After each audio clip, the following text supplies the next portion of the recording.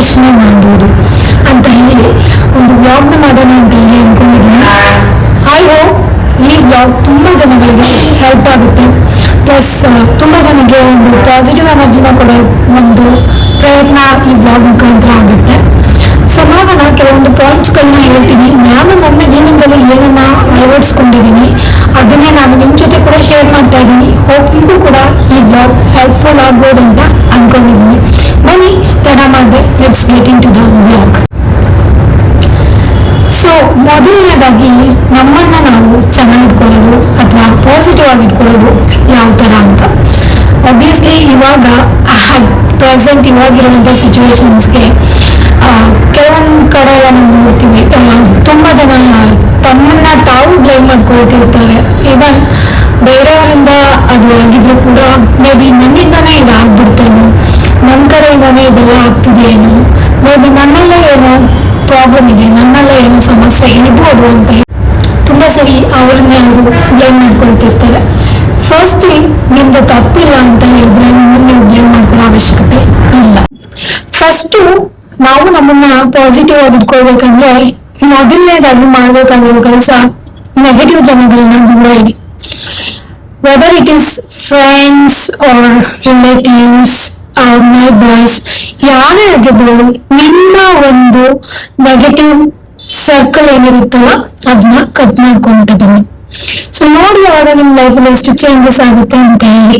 First thing ಏನಂದ್ರೆ, ನಮ್ಗೆ bunch of friends ಇಲ್ಲ ಅಂದ್ರೆ ಪರವಾಗಿಲ್ಲ, ಒಬ್ಬ ಯಾರಾದ್ರೂ ಒಳ್ಳೆ ಫ್ರೆಂಡ್ಸ್ ನಿಮ್ಮನ್ನ ಅರ್ಥ ಮಾಡ್ಕೊಳ್ಳೋರು, ಅಥವಾ ನಿಮ್ಮಿಂದ ಇದೆಲ್ಲ ಆಗಿರಲ್ಲ, ಅಥವಾ ನಿಮ್ಮ ಒಂದು ಏನು ನಡವಳಿಕೆ ಇರುತ್ತೆ, ನಿಮ್ಮ ಮಾತುಕತೆ ಇರುತ್ತೆ, ನೀವು ಯಾವ ತರ ಇದೆಯಲ್ಲ ಆ ತರ ಅಕ್ಸೆಪ್ಟ್ ಮಾಡುವಂತ ಫ್ರೆಂಡ್ ಒಬ್ಬ ಅಥವಾ ಇಬ್ರಿದ್ರು ಸಾಕು ಅಲ್ವಾ.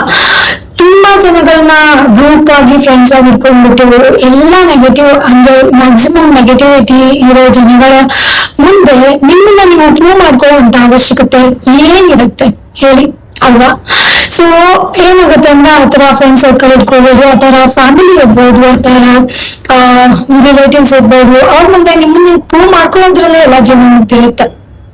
ಸೊ ಮಾರ್ನಿಂಗ್ ಎದ್ದ ತಕ್ಷಣ ನೀವು ಒಂದಷ್ಟು ನಿಮಗೆ ಅಂತ ನೀವು ಟೈಮ್ ಕೊಡ್ಕೊಳ್ಳಿ, ಒಂದು ಹಾಫ್ ಅನ್ ಅವರ್ ಆದ್ರೂ ಅಟ್ಲೀಸ್ಟ್ ಎಕ್ಸರ್ಸೈಸ್ ಮಾಡಿ. ಎಕ್ಸರ್ಸೈಸ್ ಮಾಡೋದು ಗೊತ್ತಾಗಿಲ್ಲ ಅಥವಾ ನಮ್ಗೆ ಅದೇನೇ ಅಂತ ಗೊತ್ತಿಲ್ಲ ಯಾವ ತರ ಎಕ್ಸರ್ಸೈಸ್ ಮಾಡ್ಬೇಕಂದ್ರೆ ಅಟ್ಲೀಸ್ಟ್ ವಾಕಿಂಗ್ ಮಾಡಿ. Start doing walking. Walking is a good habit. ತುಂಬಾ ವಾಕಿಂಗ್ ತುಂಬಾ ಜನರ ಸ್ಟ್ರೆಸ್ ಅನ್ನು ಕಡಿಮೆ ಮಾಡುತ್ತೆ. ಅಥವಾ ನೀವು ಸ್ಪಿರಿಚುವಲಿ ಸ್ಟ್ರಾಂಗ್ ಆಗಿದ್ರೆ ಒಂದಷ್ಟು ದೇವ್ರ ಮಂತ್ರಗಳನ್ನ ಕೇಳಿಸ್ಕೊತಾರೆ. ಈ ಕೆಲವೊಂದು ಟ್ಯೂನ್ಸ್ ಎಲ್ಲ ಬರುತ್ತೆ, ಇವಾಗ ಯೂಟ್ಯೂಬ್ ಅಲ್ಲೆಲ್ಲ ತುಂಬಾ ಸಿಗುತ್ತೆ, ಆ ತರ ಟ್ಯೂನ್ಸ್ ನೆಲ್ಲ ಕೇಳಿಸ್ಕೊಳ್ಳಿ.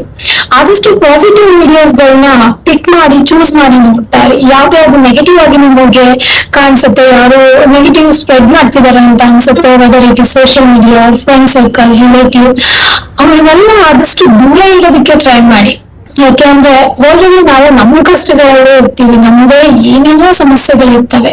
ಅದ್ರಲ್ಲಿ ನೀವು ನೆಗೆಟಿವ್ನೇ ಮತ್ತೆ ಅಬ್ಸರ್ವ್ ಮಾಡ್ಕೊಂತ ಹೋದ್ರೆ ನಮ್ಗೆ ಇನ್ನೂ ಡಿಸ್ಟರ್ಬ್ ಆಗಿ ಹೋಗ್ತಾ ಇರ್ತೀವಿ. ಸೊ ನಮ್ಗೆ ಗೊತ್ತಿಲ್ಲದೆ ನೆಗೆಟಿವಿಟಿನ ನಾವು ಅಟ್ರಾಕ್ಟ್ ಮಾಡ್ತಾ ಇರ್ತೀವಿ. ಸೊ ಫಸ್ಟ್ ಥಿಂಗ್ ಏನಂದ್ರೆ ನೆಗೆಟಿವಿಟಿನ ಕಮ್ಮಿ ಮಾಡ್ಬೇಕಂದ್ರೆ ನೆಗೆಟಿವ್ ಜನಗಳನ್ನ, ನೆಗೆಟಿವಿಟಿ ನೋಡೋದನ್ನ, ನೆಗೆಟಿವ್ ವರ್ಡ್ಸ್ ನ ಅಂದ್ರೆ ಏನಾದ್ರೂ ಇರ್ಬೋದು ಕೇಳಿಸ್ಕೊಳ್ಳೋದನ್ನ ಕಡಿಮೆ ಮಾಡಿ.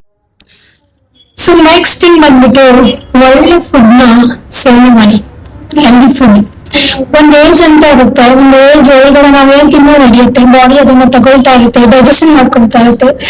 ಒಂದ್ ಏಜ್ ಆದ್ಮೇಲೆ ಬಾಡಿ ಆಟೋಮೆಟಿಕ್ ಆಗಿ ಇದ್ ನಮ್ ಬೇಡ, ಇದ್ ನಮ್ ಕೈಯಿಂದ ಆಗ್ತಾ ಇಲ್ಲ ಏನು ಅಂತ ಹೇಳೋದಕ್ಕೆ ಸ್ಟಾರ್ಟ್ ಮಾಡುತ್ತೆ. ಲಿಸನ್ ಟು ಯುವರ್ ಬಾಡಿ ಒಂದ್ ಏಜ್ ಆದ್ಮೇಲೆ.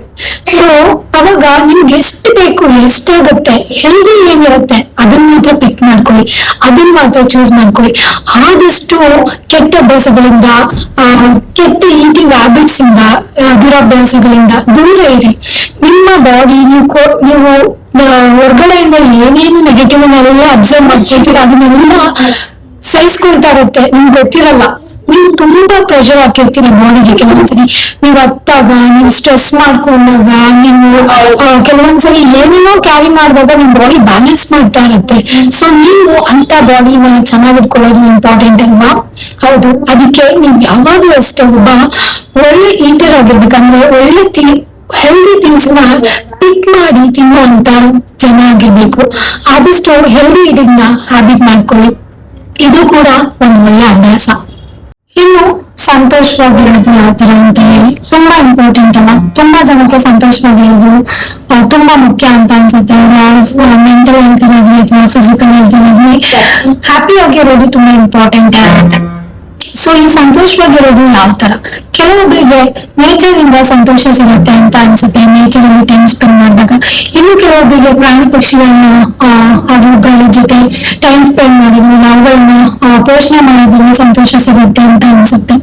ಇನ್ನು ಕೆಲವೊಬ್ಬರಿಗೆ ಗಿಡ ಮರಗಳನ್ನ ಬೆಳೆಸೋದ್ರಿಂದ, ಹೂವು ಹಣ್ಣು ತರಕಾರಿಗಳನ್ನೆಲ್ಲ ಬೆಳೆಸೋದ್ರಿಂದ, ಅವು ಬೆಳೆಯೋ ಪ್ರೋಸೆಸ್ ನೋಡೋದ್ರಿಂದ ಸಂತೋಷ ಸಿಗುತ್ತೆ ಅಂತ ಅನ್ಸುತ್ತೆ. ಮತ್ತೊಂದಷ್ಟು ಜನಕ್ಕೆ ತಮ್ಮ ಫ್ರೆಂಡ್ಸ್, ಫ್ಯಾಮಿಲಿ, ರಿಲೇಟಿವ್ಸ್ ಜೊತೆ ಟೈಮ್ ಸ್ಪೆಂಡ್ ಮಾಡಿದಾಗ ಸಂತೋಷವಾಗಿರ್ತೀವಿ ಅನ್ನೋ ಫೀಲ್ ಬರುತ್ತೆ. ಸೊ ಈ ಸಂತೋಷವಾಗಿರೋದು ಅಂದ್ರೆ ಇದೆ, ನಾವು ಎಲ್ಲಿ ನಮಗೆ ಸಂತೋಷ ಸಿಗತ್ತೆ ಅನ್ನೋದನ್ನ ನಾವೇ ಡಿಸೈಡ್ ಮಾಡ್ಕೋಬೇಕು. ಅಥವಾ ನಮಗೆ ಗೊತ್ತಿರಬೇಕು ಎಲ್ಲಿ ನಾವು ಹ್ಯಾಪಿ ಆಗಿರ್ತೀವಿ, ಎಲ್ಲಿ ನಮ್ಗೆ ಒಂದಷ್ಟು ಪಾಸಿಟಿವ್ ಎನರ್ಜಿ ಸಿಗುತ್ತೆ, ಎಲ್ಲಿ ನಾವು ಒಂದಷ್ಟು ಪಾಸಿಟಿವ್ ಎನರ್ಜಿನ ಪಿಕ್ ಮಾಡ್ಕೊಳ್ತೀವಿ ಅಂತೇಳಿ. ಎಲ್ಲೋ ಒಂದಷ್ಟು ಜನ, ಒಂದು 4-5 ಜನ ನಿಮ್ಮನ್ನು ಆಕ್ಸೆಪ್ಟೇ ಮಾಡ್ತಿರಲ್ಲ, ಅಥವಾ ನಿಮ್ಮ ಸ್ಟ್ರೈಟ್ ಫಾರ್ವರ್ಡ್ನೆಸ್ ಏನಿರುತ್ತೆ, ನೀವಿರೋ ರೀತಿ, ನೀವು ನಡ್ಕೊಳ್ಳೋ ರೀತಿ ಅವ್ರಿಗೆ ಇಷ್ಟ ಆಗ್ತಿರಲ್ಲ. ಅಂಥವ್ರ ಮಧ್ಯೆ ಹೋಗ್ಬಿಟ್ಟು ನಿಮ್ಮನ್ನು ನೀವು ಕಂಫರ್ಟಬಲ್ ಆಗಿ ಇಟ್ಕೊಳ್ತೀನಿ, ಅವ್ರ ಮಧ್ಯೆ ಹೋಗ್ಬಿಟ್ಟು ನೀವು ನಿಮ್ಮ ಹ್ಯಾಪಿನೆಸ್ನ ಹುಡುಕ್ತೀವಿ ಅಂದರೆ ಹೆಂಗೆ ಸಾಧ್ಯ ಆಗುತ್ತೆ ಹೇಳಿ? ಸೊ ನೀವು ಚೂಸ್ ಮಾಡಿ, ನಿಮ್ಗೆ ಸಂತೋಷ ಸಿಗುತ್ತೆ, ಯಾರ ಜೊತೆ ಇದ್ರೆ ಸಂತೋಷ ಸಿಗುತ್ತೆ. ಕಂಫರ್ಟಬಲ್ ನಿಮ್ಮ ಜೊತೆ ಇರೋದಕ್ಕೆ, ಅಥವಾ ನಿಮ್ಮನ್ನ ಇಟ್ಕೊಂಡ್ರೆ ಯಾರು ಕಂಫರ್ಟಬಲ್ ಆಗಿ ಫೀಲ್ ಮಾಡ್ತಾರೆ ಅಂತವ್ರನ್ನ ಮಾತ್ರ ಚೂಸ್ ಮಾಡಿ. ಸೊ ಅದು ಕೂಡ ನಿಮ್ಗೆ ಎಷ್ಟೊಂದು ಸಂತೋಷ ಅಥವಾ ಪೀಸ್ಫುಲ್ ಮೈಂಡ್ ತಂದ್ಕೊಡುತ್ತೆ ಅಲ್ವಾ? ಸೊ ನೆಕ್ಸ್ಟ್ ಬಂದ್ಬಿಟ್ಟು ಬುಕ್ಸ್ ರೀಡಿಂಗ್. ಬುಕ್ಸ್ ರೀಡಿಂಗ್ ನಮ್ಗೆ ಒಂದು ಒಳ್ಳೆ ಅಭ್ಯಾಸ. ನಿಮ್ಗೆ ತುಂಬಾ ಲ್ಯಾಂಗ್ವೇಜಸ್ ನ ಕಲ್ತ್ಕೋಬೇಕಂತ ಇದ್ರೆ, ಅಥವಾ ತುಂಬಾ ಮೈಂಡ್ ನ ಪೀಸ್ಫುಲ್ ಆಗಿ ಇಟ್ಕೋಬೇಕು, ಕಾಮ್ ಆಗಿ ಇಟ್ಕೋಬೇಕು, ಕಾನ್ಸಂಟ್ರೇಷನ್ ಇರ್ಬೇಕು ನಮ್ಗೆ ಏನಾದ್ರು ಮಾಡೋದಕ್ಕೆ ಅಂದ್ರೆ ಬುಕ್ಸ್ ಓದೋದನ್ನ ಅಭ್ಯಾಸ ಮಾಡ್ಕೊಳ್ಳಿ. ಮೊಬೈಲ್ ಅಂತೂ ಎಲ್ಲರೂ ನೋಡ್ತಾರೆ ಅಲ್ವಾ? ಇವಾಗಂತೂ ಇನ್ನೂ ಜಾಸ್ತಿನೇ ಆಗ್ಬಿಟ್ಟಿದೆ ಸ್ಕ್ರೋಲ್ ಅಪ್ ಸ್ಕ್ರೋಲ್ ಡೌನ್ ಮಾಡೋದೆಲ್ಲ. ಸೊ ಬುಕ್ಸ್ ರೀಡಿಂಗ್ ಎಲ್ಲ ಮಿಸ್ ಆಗ್ತಿದೆ ಅಂತ ಯಾವಾಗಲೂ ಫೀಲ್ ಆಗ್ತಿರತ್ತೆ. ಆದಷ್ಟು ಎಲ್ಲೋದ್ರೂ ಕೂಡ ಬುಕ್ಸ್ ನ ಪಿಕ್ ಮಾಡ್ಕೊಂಡು ಚೂಸ್ ಮಾಡಿ ಓದೋದನ್ನ ಕಲ್ತ್ಕೊಳ್ಳಿ. ತುಂಬಾ ವರ್ಡ್ಸ್ ಸಂಗ್ರಹ ಮಾಡಿ, ಹೊಸ ಹೊಸ ಭಾಷೆಗಳಲ್ಲಿ ಅಥವಾ ಹೊಸ ಹೊಸ ಬುಕ್ಸ್ ಗಳನ್ನ ಓದಿದಾಗ ಒಂದಷ್ಟು ವರ್ಡ್ಸ್ ಎಲ್ಲ ಕಲೆಕ್ಟ್ ಆಗುತ್ತೆ. ಅದು ನಿಮ್ಗೆಲ್ಲಾದ್ರೂ ಯೂಸ್ ಆಗ್ಬೋದು ಒಂದಿನ ಅಲ್ವಾ?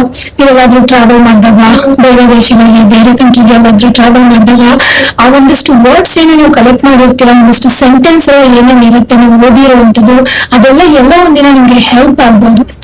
ಸೊ ಅಲ್ವಾ? ಅದಕ್ಕೆ ಬುಕ್ಸ್ ಓದೋದು ಒಂದು ಒಳ್ಳೆ ಅಭ್ಯಾಸ. ಅದರಿಂದ ನಿಮಗೆ ತುಂಬಾ ಕಾನ್ಸಂಟ್ರೇಷನ್ ಪವರ್ ಜಾಸ್ತಿ ಆಗುತ್ತೆ. ಆಮೇಲೆ ನಿಮ್ಮ ಮೈಂಡ್ ತುಂಬಾ ಪೀಸ್ಫುಲ್ ಆಗಿರುತ್ತೆ. ಎಲ್ಲ ಒಂದ್ ಕಡೆ ಬುಕ್ಸ್ ಓದೋ ಅಭ್ಯಾಸ ಎಲ್ಲರಿಂದ ದೂರ ಹೋಗ್ತಾ ಇದೆ ಅಂತ ಫೀಲ್ ಆಗ್ತಾ ಇತ್ತು. ಸೊ ಅದಕ್ಕೆ ಈ ಪಾಯಿಂಟ್ ಕೂಡ ಹೇಳ್ತಾ ಇದ್ದೀನಿ. ಸೊ ನೆಕ್ಸ್ಟ್ ಒಂದು ಒಳ್ಳೆ ಜನಗಳನ್ನ ಆಕರ್ಷಣೆ ಮಾಡೋದು ಯಾವ ತರ ಅಂತ ಹೇಳಿ ತುಂಬಾ ಮುಖ್ಯ ಅಲ್ವಾ? ಸೊ ಅದಕ್ಕೇನಂದ್ರೆ ನಿಮ್ ಮುಖದ ಮೇಲೆ ಒಂದು ನಗು ಇರ್ಬೇಕು ಯಾವಾಗ್ಲೂ. ಆದ್ರೆ ಅದು ಸಂದರ್ಭಕ್ಕೆ ಅನುಸಾರವಾಗಿ. ಎಲ್ಲೋ ಒಂದಷ್ಟು ಜನಗಳ ದುಃಖದಲ್ಲಿದ್ದಾರೆ, ಆ ತರ ಜನಗಳಿಗೆ ಹೋಗಿ ನೀವು ನಗ್ತಾ ಇರ್ತೀನಿ ಅಂತ ಹೇಳಿದ್ರೆ ಅದು ತಪ್ಪಾಗುತ್ತೆ. ಸೊ ಅಲ್ವಾ?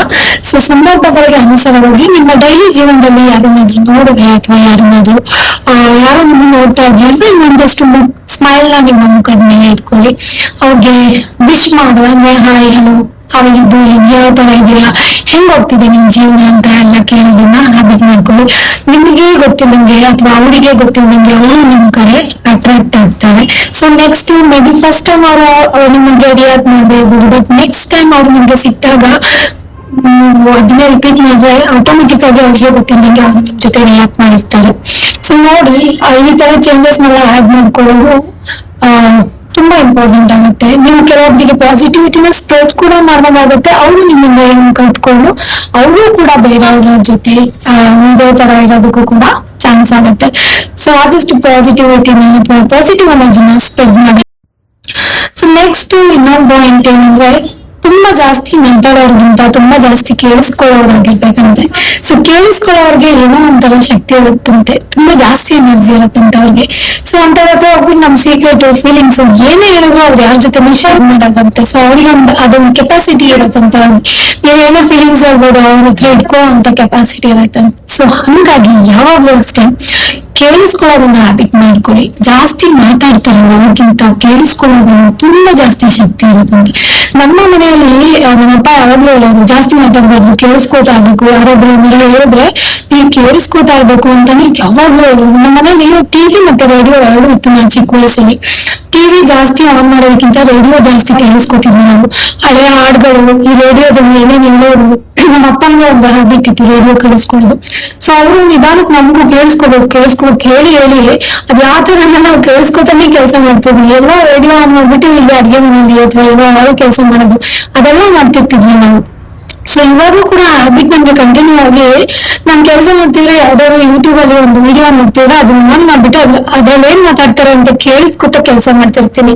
ಸೊ ಕೇಳಿಸ್ಕೊಳ್ಳೋದು ಕೂಡ ಒಂದು ಒಳ್ಳೆ ಅಭ್ಯಾಸ. ಸೊ ಅದನ್ನ ರೂಢಿ ಮಾಡ್ಕೊಳ್ಳಿ. ಸೊ ನೀವು ಕೇಳ್ಕೊಂತ ಬನ್ನಿ ನಿಮ್ ಫ್ರೆಂಡ್ಸ್ ಏನ್ ಹೇಳ್ತಾರೆ, ನಿಮ್ ರಿಲೇಟಿವ್ಸ್ ಏನ್ ಹೇಳ್ತಾರೆ, ನಿಮ್ ಫ್ಯಾಮಿಲಿ ಏನ್ ಹೇಳ್ತಾರೆ ಅಂತ ಹೇಳಿ. ಸೊ ನೀವು ಕೇಳಿಸ್ಕೊಳ್ತಾ ಇದ್ರೆ ಅವ್ರಿಗೆ ಎಲ್ಲ ಒಂದ್ ಕಡೆ ಯಾವಾಗ್ಲೂ ನಿಮ್ ಫ್ರೆಂಡ್ಸ್ಗೆ ಅನ್ಸ್ತಿರುತ್ತೆ, ನಾನ್ ಮಾತಾಡೋದಲ್ಲ ಅಟ್ಲೀಸ್ಟ್ ಇವ್ರು ಕೇಳಿಸ್ಕೊಳ್ತಾನ. ಸೊ ಇವ್ರ ಹತ್ರ ನಾನು ಶೇರ್ ಮಾಡ್ಬೋದು ಅಂತ ಹೇಳಿ ನಿಮ್ಮನ್ನ ಚೂಸ್ ಮಾಡೋದಕ್ಕೆ ಟ್ರೈ ಮಾಡ್ತಾರೆ ಜನ. ಸೊ ಯಾರು ಜಾಸ್ತಿ ಹೋಗಿ ಅವ್ರ ಹತ್ರ ಹೇಳೋ ಜನಗಳಿಗಿಂತ ಯಾರು ಕೇಳಿಸ್ಕೊಂಡ್ ಸಮಾಧಾನ ಹೋಗಿರ್ತಾರೆ ಅವ್ರನ್ನ ಚೂಸ್ ಮಾಡ್ಬಿಟ್ಟು ಅವ್ರ ಹತ್ರ ಅವ್ರ ಫೀಲಿಂಗ್ಸ್ ನ ಶೇರ್ ಮಾಡೋದಕ್ಕೆ ಟ್ರೈ ಮಾಡ್ತಾರೆ. ಸೊ ಕೇಳಿಸ್ಕೊಳ್ಳೋದು ಕೂಡ ಒಂದು ಒಳ್ಳೆ ಅಭ್ಯಾಸ. ಸೊ ನೆಕ್ಸ್ಟ್ ಪಾಯಿಂಟ್ ಬಂದು, ಯಾರಾದ್ರೂ ನಿಮ್ ಹತ್ರ ಬಂದ್ಬಿಟ್ಟು ಏನಾದ್ರು ಶೇರ್ ಮಾಡ್ಕೊಳ್ತಿರ್ತಾರೆ ಅನ್ಕೊಳ್ಳಿ, ಏನಾದ್ರು ಪ್ರಾಬ್ಲಮ್ ಆಗಿರುತ್ತೆ, ಅವ್ರು ಬಂದು ನಿಮ್ ಹತ್ರ ಶೇರ್ ಮಾಡ್ಕೊಳ್ತಿರ್ತಾರೆ. ತಪ್ಪು ಇವ್ರ ಕಡೆಯಿಂದಾನೇ ಆಗಿದ್ರು ಕೂಡ ನೀವು ಸಡನ್ ಆಗಿ ಅವ್ರಿಗೆ ನೆಗೆಟಿವ್ ಆಗಿ ರಿಯಾಕ್ಟ್ ಮಾಡೋದು, ನೆಗೆಟಿವ್ ಬ್ಲೇಮ್ ಮಾಡೋದನ್ನ ಸ್ಟಾಪ್ ಮಾಡಿ. ನೀವು ಅವ್ರಿಗೆ ಏನ್ ಹೇಳ್ಬೇಕು ಅಂತ ಅನ್ಕೊಂಡಿದ್ರೆ ಅದನ್ನ ಒಂದು ಫಸ್ಟ್ 3 ಪಾಯಿಂಟ್ಸ್ ಏನಿರುತ್ತೆ ಅದನ್ನ ಪಾಸಿಟಿವ್ ಆಗಿ ಹೇಳಿ, ನೆಕ್ಸ್ಟ್ ಏನ್ ಹೇಳ್ಬೇಕಂತ ಇದ್ರೆ ಅದನ್ನ ಅವ್ರಿಗೆ ಮನಸ್ಸಿಗೆ ಮುಟ್ಟೋ ತರ ಹೇಳಿ. ಸೊ ನೆಕ್ಸ್ಟ್ ಟೈಮ್ ನೀವು ಕೇರ್ಫುಲ್ ಆಗಿರು, ಈ ತರ ಆಗದೆ ಇರೋ ತರ ನೋಡ್ಕೊ, ಒಂದಷ್ಟು ಎಚ್ಚರಿಕೆಯಿಂದ ಇರು ಅಂತ ಎಲ್ಲ ಹೇಳೋದ್ರಿಂದ ಅವರ ದೃಷ್ಟಿಯಲ್ಲಿ ನೀವು ಸಡನ್ ಆಗಿ ನೆಗೆಟಿವ್ ಪರ್ಸನ್ ಆಗಲ್ಲ. ಮೇ ಬಿ ಅಟ್ಲೀಸ್ಟ್ ನಾನು ಹೇಳೋದನ್ನ ಕೇಳಿಸ್ಕೊಳ್ತಾ ಇದಾರೆ, ಒಂದಷ್ಟು ಸೊಲ್ಯೂಷನ್ ಕೊಡ್ತಾ ಇದಾರೆ ಅನ್ನೋ ತರ ನೀವು ಕಾಣಿಸ್ತಿಲ್ಲ. ಯಾವಾಗಲೂ ಸಂದರ್ಭನ ಸ್ಟೆಬಿಲಿಟಿಗೆ ತರುವಂತ ಪರ್ಸನ್ ನಾವು ಆಗಬೇಕು. ಅದನ್ನ ಇನ್ನೂ ಮ್ಯಾಸಪ್ ಮಾಡ್ಬಿಟ್ಟು ಅವರು ಆಲ್ರೆಡಿ ಬೇಜಾರಾಗಿರ್ತಾರೆ, ಅವ್ರಿಗೆ ಇನ್ನೊಂದಷ್ಟು ಬೇಜಾರು ಕೊಡುವಂಥದ್ದು, ಅವ್ರ ಸಂಕಟದಲ್ಲಿದ್ರೆ ಅವ್ರಿಗೆ ಇನ್ನೊಂದಷ್ಟು ನೋವು ಉಂಟು ಮಾಡುವಂತ ಜನಗಳು ನಾವು ಆಗ್ಬಾರ್ದು. ಸೊ ಒಂದಷ್ಟು ಸಿಚುವೇಶನ್ ನ ಸ್ಟೇಬಲ್ ಮಾಡುವಂತ ಪರ್ಸನಾಲಿಟಿ ನಾವು ಬೆಳೆಸ್ಕೊಳ್ಳೋದು ತುಂಬಾ ಇಂಪಾರ್ಟೆಂಟ್ ಆಗುತ್ತೆ. ಅದರಿಂದನೂ ಕೂಡ ನಿಮ್ ಫ್ರೆಂಡ್ಸ್ ಆಗಿರ್ಬೋದು, ಫ್ಯಾಮಿಲಿ ಆಗಿರ್ಬೋದು, ಅಣ್ಣ ತಮ್ಮ ಅಕ್ಕ ತಂಗಿ ಯಾರೇ ಆಗಿರ್ಬೋದು, ನಿಮ್ಮ ಹತ್ರ ಹೇಳ್ಕೊಂಡ್ರೆ ಒಂದಷ್ಟು ಸಮಾಧಾನ ಅಥವಾ ಸೊಲ್ಯೂಷನ್ ಸಿಗತ್ತೆ ಅನ್ನೋ ಒಂದು ಮೈಂಡ್ ಸೆಟ್ಗೆ ಬರ್ತಾರೆ. ಅದು ಕೂಡ ಜನನ ಆಕರ್ಷಣೆ ಮಾಡುವುದು. ಸೊ ಇನ್ನೊಂದು ಪಾಯಿಂಟ್ ಬಂದ್ಬಿಟ್ಟು, ನಾವು ಯಾವ ತರ ನಡ್ಕೊಳ್ತೀವಿ, ನಮ್ಮ ನಡಿಗೆ ಯಾವ ತರ ಇದೆ, ನಾವು ಯಾವ ತರ ಕುತ್ಕೊಳ್ತೀವಿ, ಅಥವಾ ನಮ್ಮ ಒಂದು ಡ್ರೆಸ್ಸಿಂಗ್ ಸೆನ್ಸ್ ಯಾವ ತರ ಇರುತ್ತೆ, ಟೆಂಪಲ್ ಹೋಗ್ಬೇಕಾದ್ರೆ ಯಾವ ತರ ಡ್ರೆಸ್ ಹಾಕ್ತಿವಿ, ಅಥವಾ ಫಂಕ್ಷನ್ ಹೋಗ್ಬೇಕಾದ್ರೆ ಯಾವ ತರ ಡ್ರೆಸ್ ಹಾಕ್ತಿವಿ, ಇದು ಎಲ್ಲ ಕೂಡ ಮ್ಯಾಟರ್ ಆಗುತ್ತೆ. ಸೊ ನಿಮ್ಮ ಒಂದು ಏನು ನಡೆಯೋ ರೀತಿ ಆಗಿರ್ಬೋದು, ಕೂತ್ಕೊಳ್ಳೋ ರೀತಿ ಆಗಿರ್ಬೋದು, ದೊಡ್ಡವ್ರ ಮುಂದೆ ಅಥವಾ ಆಫೀಸ್ ಅಲ್ಲಿ ಆಗಿರ್ಬೋದು, ಫ್ರೆಂಡ್ ಸರ್ಕಲ್ ಜೊತೆ ಆಗಿರ್ಬೋದು, ಅಂಡ್ ನಿಮ್ಮನ್ನ ನೀವು ಯಾವ ತರ ಮಾತಲ್ಲಿ ತೊಡಗಿಸ್ಕೊಳ್ತೀರಾ, ಯಾವ ತರ ಪಾಸಿಟಿವ್ ಆಗಿ ಮಾತಾಡ್ತೀರಾ, ಇದೆಲ್ಲ ಕೂಡ ಮ್ಯಾಟರ್ ಆಗುತ್ತೆ. ಸೊ ಅಲ್ಲೂ ಕೂಡ ನೀವು ಸರಿ ಮಾಡ್ಕೊಳ್ಳೋದ್ರಿಂದ, ಚಿಕ್ಕ ಪುಟ್ಟ ಒಂದು ಬ್ಯಾಲೆನ್ಸ್ ಮಾಡ್ಕೊಳ್ಳೋದ್ರಿಂದ ನೀವು ತುಂಬಾ ಜನನ ಆಕರ್ಷಣೆ ಮಾಡ್ಬೋದು. ಸೊ ಕೊನೆಯದಾಗಿ ನಿಮ್ ಜೀವನದಲ್ಲಿ ನಿಮ್ಗೆ ಗೊತ್ತಿಲ್ಲದಲ್ಲ ನಿಮ್ ಕಡೆಯಿಂದ ಯಾವ್ದೋ ಒಂದು ತೊಂದರೆಗಳು ಬೇರೆಯವ್ರಿಗೆ ಆಗಿದ್ರೆ, ಅಥವಾ ನಿಮ್ಮಿಂದ ಏನೋ ಒಂದು ತಪ್ಪು ನಡೆದಿದ್ರೆ, ಆ ಪಶ್ಚಾತ್ತಾಪ ನಿಮ್ಗೆ ಲೇಟರ್ ಆನ್ ಆಗಿತ್ತು ಅಂತ ಹೇಳಿದ್ರೆ, ನಮ್ಮಿಂದ ಈ ತರ ಆಗ್ಬಾರ್ದಿತ್ತು, ನಾನು ಸ್ವಲ್ಪ ಯೋಚನೆ ಮಾಡ್ಬೇಕಿತ್ತು ಅಂತ ಹೇಳಿ ನಿಮ್ಗೆ ಅನ್ಸಿದ್ರೆ, ಅದನ್ನ ಅಲ್ಲಿ ಬಿಟ್ಬಿಟ್ಟು ಮುಂದೆ ಹೋಗೋದನ್ನ ಕಲ್ತ್ಕೊಳ್ಳಿ. ಜಾಸ್ತಿ ನೋವು, ಸಂಕಟಗಳು ಮತ್ತೆ ಏನಾದ್ರೂ ಡಿಸ್ಟರ್ಬೆನ್ಸ್ ಇದ್ರೆ ಅದನ್ನ ಕ್ಯಾರಿ ಮಾಡೋದನ್ನ ಸ್ಟಾಪ್ ಮಾಡಿ. ನಿಮ್ಗೆ ಗೊತ್ತಾ, ನಾವು ಜಾಸ್ತಿ ಬ್ಯಾಗೇಜಸ್ ನ ಕ್ಯಾರಿ ಮಾಡಿದಷ್ಟು ನಮ್ ಟ್ರಾವೆಲ್ ತುಂಬಾ ಕಷ್ಟ ಆಗುತ್ತೆ. ನೀವು ಏನಾದ್ರೂ ಗುರಿ ಸಾಧನೆ ಮಾಡ್ಬೇಕು ಅಥವಾ ಜೀವನದಲ್ಲಿ ಮುಂದೆ ಹೋಗ್ಬೇಕು, ಬೆಳಿಬೇಕು, ಒಂದಷ್ಟು ಬೇರೆ ತರ ನಾನು ಲೈಫ್ ಲೀಡ್ ಮಾಡ್ಬೇಕು, ದುಡ್ಡು ಮಾಡ್ಬೇಕು, ಈ ತರ ಎಲ್ಲ ನಿಮ್ಗಿತ್ತು ಅಂದ್ರೆ ಆದಷ್ಟು ಹಳೆಯ ನೆನಪುಗಳು, ಹಳೆಯ ಒಂದು ಏನು ಪ್ರಾಬ್ಲಮ್ಸ್ ಎಲ್ಲ ನೀವು ಕ್ಯಾರಿ ಮಾಡ್ತಾ ಇರ್ತೀರಾ, ನೆಗೆಟಿವಿಟಿನ ಕ್ಯಾರಿ ಮಾಡ್ತಿರ್ತೀರಾ, ಅದೆಲ್ಲದನ್ನು ಸ್ಟಾಪ್ ಮಾಡಿ, ಅದೆಲ್ಲದನ್ನು ಅದೇ ಡ್ರಾಪ್ ಮಾಡಿ, ಆಗಿದಾಗೋಯ್ತು ಅಂತ ಹೇಳ್ಬಿಟ್ಟು ಜೀವನದಲ್ಲಿ ಮುಂದೆ ಸಾಗೋದನ್ನ ಕಲ್ತ್ಕೊಳ್ಳಿ. ಇದು ಕೂಡ ಒಂದು ಒಳ್ಳೆ ಅಭ್ಯಾಸ. ನೀವು ಎಷ್ಟು ಕ್ಲಿಯರ್ ಆಗಿ ನಿಮ್ಮ ಮನಸ್ಸನ್ನ ಮೈಂಡನ್ನ ಇಟ್ಕೊಳ್ತಿರೋ ಅಷ್ಟು ಬೇಗ ಗುರಿ ಮುಟ್ಟೋದಕ್ಕೆ ಕೂಡ ಸಾಧ್ಯ ಆಗುತ್ತೆ. ಏನಾದ್ರೂ ಸಾಧನೆ ಮಾಡ್ಬೋದು, ಯಾವ್ದಾದ್ರು ಬೇರೆ ವಿಷಯಕ್ಕೆ ನೀವು ಕಾನ್ಸಂಟ್ರೇಟ್ ಕೂಡ ಮಾಡ್ಬೋದು. ಸೊ ಗೈಸ್, ಇವತ್ತಿನ ಒಂದು ವಿಡಿಯೋನ ಇಲ್ಲಿಗೆ ನಾನು ಮುಗಿಸ್ತಾ ಇದ್ದೀನಿ. ಐ ಹೋಪ್ ಒಂದಷ್ಟು ಪಾಸಿಟಿವ್ ವಿಷಯಗಳನ್ನ ನಿಮ್ ಜೊತೆ ಶೇರ್ ಮಾಡ್ಕೊಂಡಿದ್ದೀನಿ ಅನ್ನೋ ಖುಷಿಯಲ್ಲಿ ವಿಡಿಯೋನ ಮುಗಿಸ್ತಾ ಇದ್ದೀನಿ. ಮತ್ತೆ ಮುಂದಿನ ವ್ಲಾಗ್ ಅಲ್ಲಿ ಸಿಗೋಣ. Until that keep watching. This is Kannada vlog. Thank you for watching.